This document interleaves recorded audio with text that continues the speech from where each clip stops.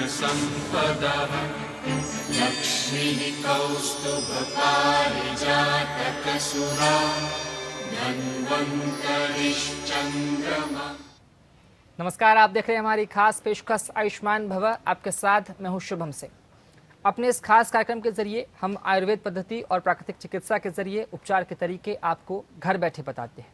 आज हम चर्चा करने जा रहे हैं मोटापा की। जी हाँ, जब मोटापा एक हद से आगे बढ़ जाता है तो ये कई बीमारियों की जड़ बन जाता है। मोटापा दरअसल कोई बीमारी नहीं है, बल्कि लाइफस्टाइल की देन है। इन दिनों लोगों में मोटापा तेजी से बढ़ते जा रहा है, जिसकी वजह से शरीर में एक बीमारी के अलावा कई बीमारियां आ जाती है। एक सर्वे के मुताबिक दुनिया में करीब 15 करोड़ बच्चे और किशोर मोटापे से ग्रसित हैं। अगले 10 साल में यह संख्या 25 करोड़ तक पहुंच जाएगी। अनियमित दिनचर्या और खान-पान के कारण दिन ब दिन मोटापा लोगों के लिए एक गंभीर समस्या बनकर सामने आ रहा है। मोटापा एक मेडिकल कंडीशन है जिसमें शरीर पर वसा की परतें इतनी मात्रा में जम जाती है कि स्वास्थ्य के लिए हानिकारक हो जाती है।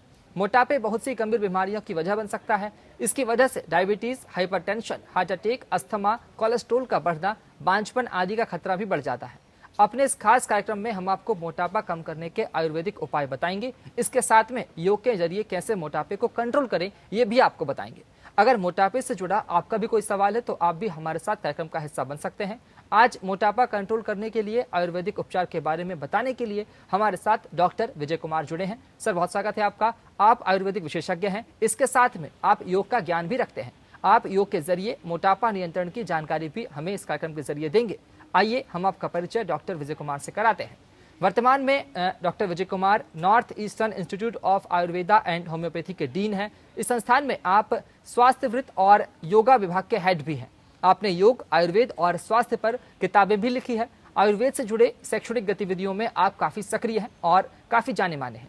आप करीब 10 कॉलेजों में एक्सटर्नल एग्जामिनर के भी काम करते आए हैं और इसके साथ में डॉक्टर विजय नॉर्थ ईस्टर्न हिल यूनिवर्सिटी शिलोंग के मॉडरेशन बोर्ड के मेंबर भी हैं। डॉक्टर विजय कुमार कई तरह के आयुर्वेदिक रिसर्च प्रकाशनों के संपादकीय बोर्ड के सदस्य भी रह चुके हैं और आपने स्वास्थ्य, योग और आयुर्वेद से जुड़े विभिन्न विषयों पर वैज्ञानिक शोध पत्र भी लिखे हैं। डॉक्टर विजय कुमार पर समय समय पर देश विदेश में होने वाले सेमिनार में हिस्सा भी लेते आए हैं। तो ये था डॉक्टर विजय कुमार का संक्षिप्त में परिचय। अगर आप भी मोटापे से परेशान हैं और डॉक्टर विजय कुमार साहब से कोई सवाल करना चाहते हैं तो आप हमारे साथ इस खास कार्यक्रम का हिस्सा बन सकते हैं। हमारी फोन लाइन्स खुल चुकी है। करोतु कल्याणं आरोग्यं धनसम्पदः लक्ष्मीः कौस्तुभपारिजातकसुरा धन्वन्तरिश्चन्द्रमा। डॉक्टर विजय कुमार, बहुत स्वागत है आपका। सबसे पहला सवाल मेरा आपसे यही है मोटापे को लेकर कि आखिर मोटापा क्या होता है और मोटापा होने का कारण क्या होता है। इन दो सवालों का जवाब दे पहले। धन्यवाद सर जी। सबसे पहले मैं एपीएन चैनल को धन्यवाद देना चाहूंगा जो अपने सभी दर्शकों का अभिनंदन करता हूं। मोटापा को हिंदी में अस्थौल्य कहते हैं। अस्थौल्य शब्द की निरुक्ति स्थूल से हुई है। स्थूल शब्द संस्कृत के स्थूल पर बृंहण से बना है जी। जिसका अर्थ होता है वृद्धि होना। जी। तो वस्तुतः शरीर के स्थूल भाव को ही अस्थौल्य या ओबेसिटी कहा जाता है, इसी को मोटापा कहते हैं जी। इस प्रकार ओबेसिटी से शरीर की अत्यधिक वृद्धि का भाव ग्रहण करना चाहिए। इसी प्रकार आधुनिक विज्ञान में ओबेसिटी में be defined as abnormal growth of adipose tissue due to an enlargement of fat cell size और increase in fat cell number. मेरे कहने का मतलब ये है जब कभी फैट के सेल की साइज बढ़ जाता है या इनकी संख्या बढ़ जाती है तो इसके कारण एडपोर्ट टिश्यू में असममित प्रकार से ग्रोथ होती है जिसके कारण मोटापा होता है। वस्तुतः ओबेसिटी वह स्थिति है जिसमें वसा का अत्यधिक संचय हो जाता है। वास्तव में ओबेसिटी इस प्रकार का मेटाबॉलिक डिसऑर्डर है। अधिकांश मोटापा गलत जीवन शैली की देन है। अब यदि हम इसके कारण की बात करें तो कुछ प्रमुख बिंदुओं पर ध्यान आकर्षित करना चाहूंगा जी। सबसे पहला कारण होता है eating habit, eating between meals. तो खाने के समय के बीच में कुछ भी खाते रहना बिना सोचे समझे। घर से खाकर निकले हैं, कुछ लोग मिल गए, कहे कि चले चाय पीते हैं, चाय पिए, उसके साथ समोसा भी लिए, रसगुल्ला भी खाए। ठीक है, तो ये बीच बीच में खाने की जो हैबिट है ये नहीं होना चाहिए। अत्यधिक तेल, घी, मीठा युक्त भोजन,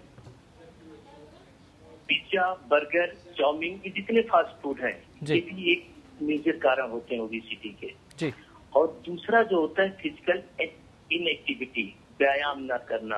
आजकल देख रहे हैं लोगों की फिजिकल एक्टिविटी बहुत कम हो गई है, जी इसके कारण भी मोटापा देखने को मिल रहा है।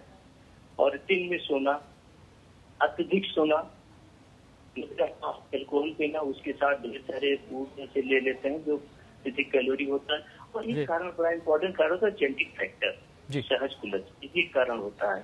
जी और मेजर का एक इंडोक्राइन फैक्टर भी होता है जिसमें अंतःस्रावी ग्रंथियों की क्रियाहीनता होती है, जैसे हाइपोथायराइडिज्म, पिट्यूटरी ग्लैंड की क्रियाहीनता, जी ग्रोथ हार्मोन की कमी, जी कुशिंग सिंड्रोम, नेपोटिक सिंड्रोम, ये सब भी आजकल ये कारण देखने को मिलते हैं। और आजकल जो देखने को मिल रहा है एक कारण होता है स्ट्रेस, ये भी ओबेसिटी के। तो ये कुछ प्रमुख कारण थे जो ओबेसिटी के देखने मिलते हैं, जिनके कारण। ठीक है डॉक्टर विजय, हमारे साथ एक दर्शक बलविंदर सिंह जुड़ गए हैं पंजाब से। बलविंदर जी, क्या सवाल है आपका मोटापे को लेकर? हमारी लड़की है जो, उसका ना शरीर है जो थोड़ा सा दवाई खाई थी हमने देसी कोई, जी बचपन की बात है, माता निकली थी उसका, उससे शरीर फूल गया था, पहले नहीं था। जी तो उसका जो है ना चर्बी बड़ी हुई है उसकी, जी हड्डी तो नजर नहीं आती, चर्बी का सिर पे बस मांस ही मांस नजर आता है।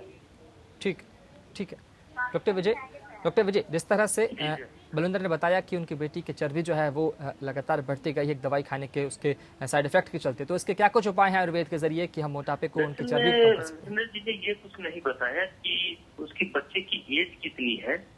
हाँ, कभी कभी कुछ मेडिसिन की वजह से होता है, जैसे स्टेरॉइड लेते हैं और सब तो ओबेसिटी बढ़ जाती है।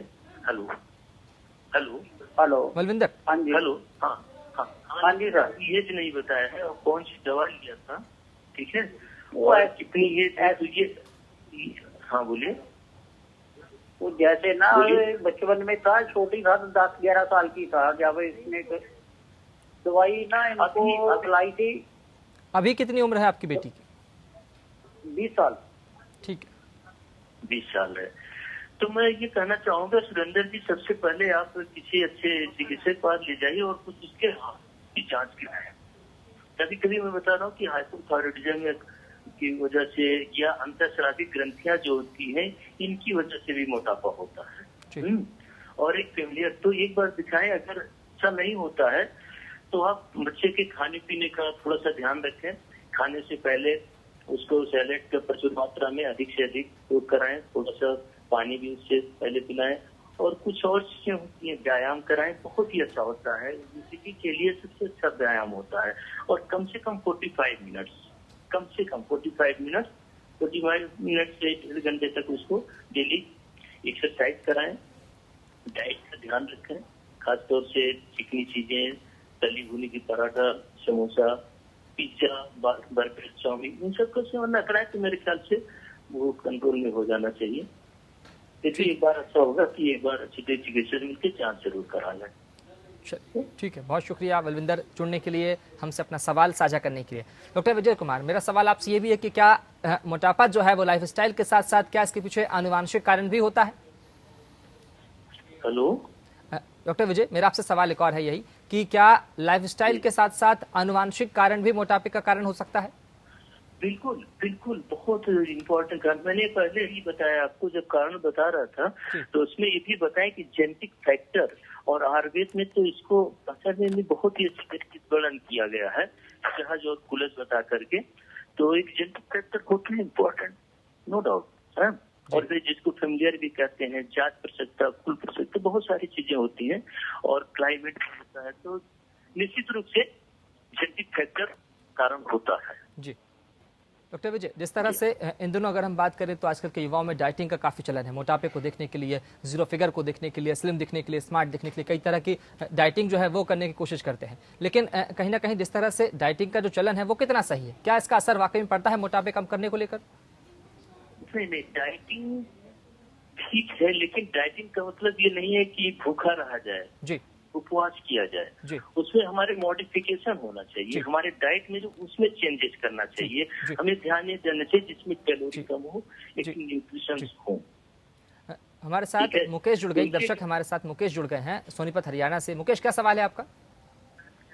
सर मैं जैसे खाना वर्जिश करता हूँ, को व्यायाम करता हूँ ना, तो मेरा वेट घट जाता है। उसके बाद तुरंत जैसे 10 दिन के लिए छोड़ देता हूँ तो फिर वजन मेरा बढ़ जाता है। मैं तो ये तली उड़ती है, ये यूज नहीं करता, हरी सब्जी यूज करता हूँ।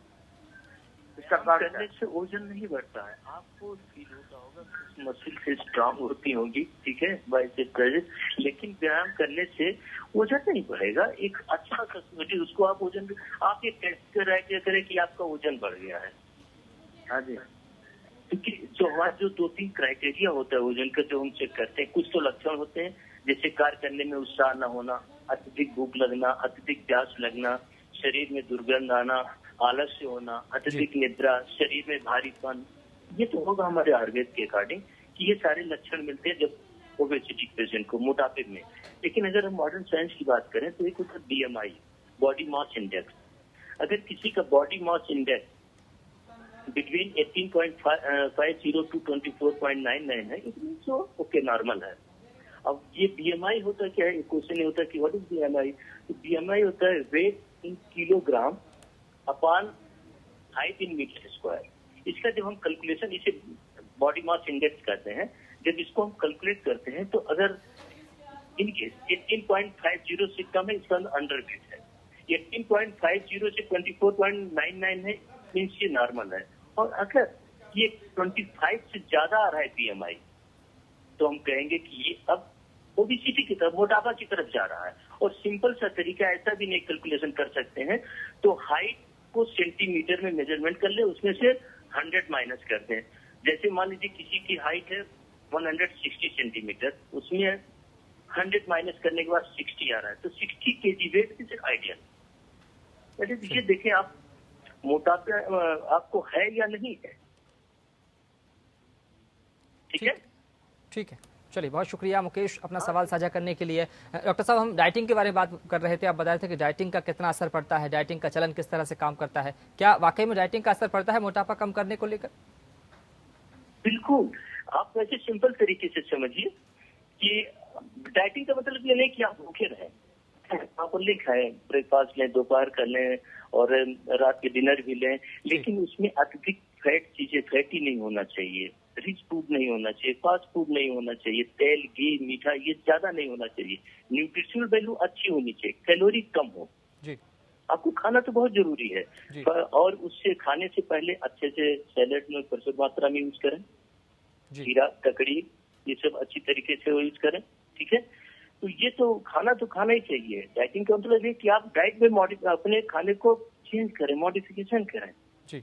और निश्चित रूप से, जैसे मान लीजिए कि आपको 2000 किलो कैलोरी की पर डे आवश्यकता है और आप 3000 किलो कैलोरी ले रहे हैं खाना, तो निश्चित से जो 1000 ज्यादा है वो तो वजन बढ़ाएगा है, वो वसा में कन्वर्ट होगा, फैट में कन्वर्ट होगा, निश्चित रूप से वजन बढ़ेगा। ठीक है, बताइए जी। डॉक्टर विजय, सवाल मेरा आपसे ये भी है कि जिस तरह से डाइटिंग जब करते हैं हम, तो उसमें ऐसे कौन से चुनिंदा आहार हमें लेना चाहिए जो मोटापे को बढ़ाने में सहयोग ना करें, जबकि और ऐसे कौन से आहार है जो नहीं लेना चाहिए जो कि मोटापे को बढ़ाने में सहयोग करते हैं? तो ऐसे में डाइटिंग में मैं चाहूंगा कि आप हमें डिवाइड करके बताएं कि कौन से आहार हमें लेना चाहिए डाइटिंग के दौरान और कौन से नहीं लेना चाहिए। बिल्कुल सही कह रहे हैं। देखिए, ये बड़ा अच्छा क्वेश्चन आज के लिए सामान्य तौर पे इसको लोग जानना चाहते हैं, तो क्वेश्चन है। खासतौर पे आपको अगर मोटापा कम करना है या चाहते हैं कि हम अधिक मोटे ना हो, नॉर्मल रहें, स्लिम स्मार्ट से बने रहें, तो उसके लिए सबसे पहले जरूरी है कि पुराना अन्न लें, पुराने अन्न को सेवन करें, नया अन्न नहीं होना चाहिए। डॉक्टर विजय, हमारे साथ एक दर्शक जुड़ चुके हैं, कुसुम जुड़ चुके हैं मुंबई से। कुसुम, क्या सवाल है आपका? हेलो जी। हेलो जी कुसुम। हाँ जी सर, मेरा सवाल है, मेरे को है ना थायराइड है मेरा, उसके कारण वेट लॉस नहीं होता है जल्दी, और ज्यादातर अभी एसिडिटी और गैस जैसी शिकायत बनी रहती है। जी जी, बिल्कुल सही कह रहे हैं। मैंने पहले ही चर्चा किया है, जब ये मोटापा के ओबेसिटी कारणों में एक हाइपोथायराइडिज्म भी होता है, तो सबसे पहले तो आप अपने थायराइड को नॉर्मल लाइए, उसके नॉर्मल को मेंटेन कीजिए। ठीक है, और बार मोटा होने की वजह से क्या होता है, बार बार भूख लगती है। तो जब बार बार भूख लगती है तो आप बार बार खाना कुछ खाएं, थोड़ी देर बाद फिर खाने की इच्छा होगी, फिर कुछ ले लेंगे, तो उससे भी इनडाइजेशन होता है, जिसके कारण एसिडिटी होती है। तो आपको इससे भी बचना है। तो सबसे पहले जरूरी होगा आप अपने थायराइड को नॉर्मल लाइए, बार बार खाने की टेंडेंसी से बचिए। ठीक है, बहुत शुक्रिया कुसुम, और हमसे अपना सवाल साझा करने के लिए। उम्मीद करते हैं आपको सवाल का जवाब मिल चुका होगा। डॉक्टर साहब, जिस तरह से हम डाइटिंग की बात कर रहे थे, उसके साथ साथ एक योग का असर भी पड़ता है। जिस तरह से मोटापा कैसे नियंत्रण कर सकते हैं योग के जरिए, इसके बारे में आप जानना चाहिए कि क्या ऐसे कौन कौन से योगासन हैं जिनको हम करके मोटापे पर नियंत्रण पा सकते हैं? बिल्कुल सही कह रहे हैं। योग की अगर हम बात करते हैं तो हमारे लिए सबसे जरूरी होता है, एक को हम 2-3 कैटेगरी बांट देते हैं, आसन, षटकर्म, प्राणायाम।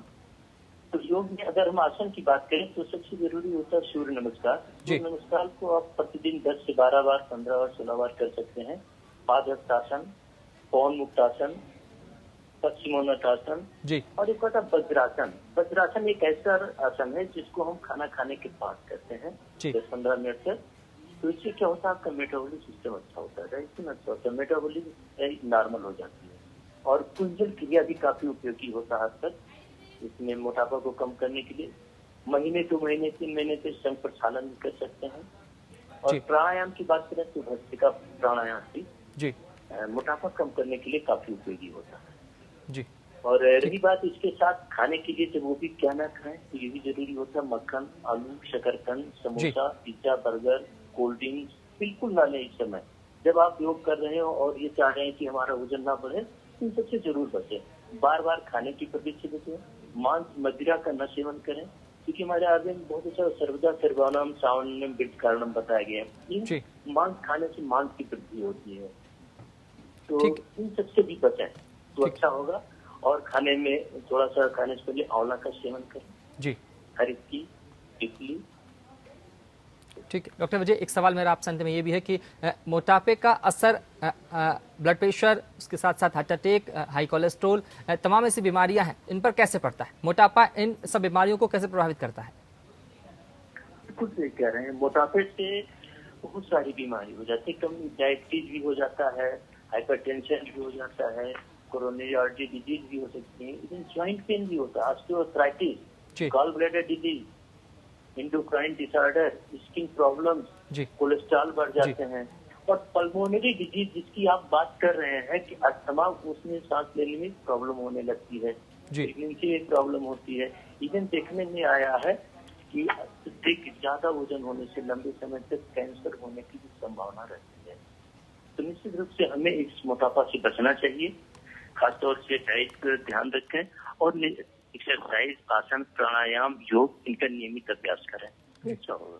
चलिए, बहुत शुक्रिया डॉक्टर विजय कुमार हमसे जुड़ने के लिए, हमारे और दर्शकों के तमाम सवालों के जवाब को बखूबी देने के लिए। तो जिस तरह से आज हमने मोटापे के बारे में चर्चा की, मोटापे का इलाज आयुर्वेद में किस तरह से देखा, क्या कुछ उपाय हैं वो डॉक्टर साहब ने हमें बताएं। तो ऐसे में हम मोटापे के से निपटने के लिए, मोटापे को कंट्रोल करने के लिए जो उपाय डॉक्टर साहब ने हमें आज बताए हैं, उन उपायों को अपनाकर मोटापे से निजात पा सकते हैं। बहुत शुक्रिया सभी दर्शकों का और डॉक्टर विजय कुमार आपका भी हमसे जुड़ने के लिए। तो इसी के साथ फिलहाल इतना ही। एपी न्यूज़ पर खबरों का सिलसिला लगातार जारी है। नमस्कार।